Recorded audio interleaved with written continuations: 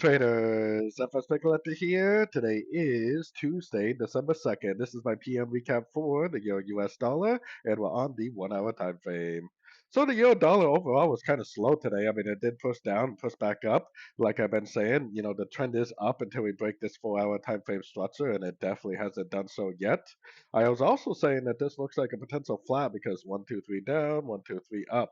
So if it's a WXY instead of a flat, then it potentially could be 1, 2, 3 waves down for like 3, 3, 3. And if it's a WX, if it instead it's a flat, then it would be a 3, 3, 5, which potentially would be pretty similar, except for maybe a little bit steeper like this, like a 5 way pattern instead of a 3 way pattern.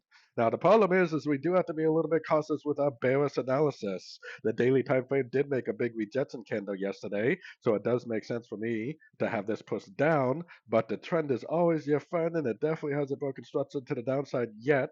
So there's always a chance that it just keeps on going up, and we still should technically have a long bias because we do not have a break of structure down to on the 4 hour time frame, which I think is a good time frame to see the end of this trend. So anyways, don't forget to check out my website linked over here in the corner, and as always, thank you for watching and happy trading.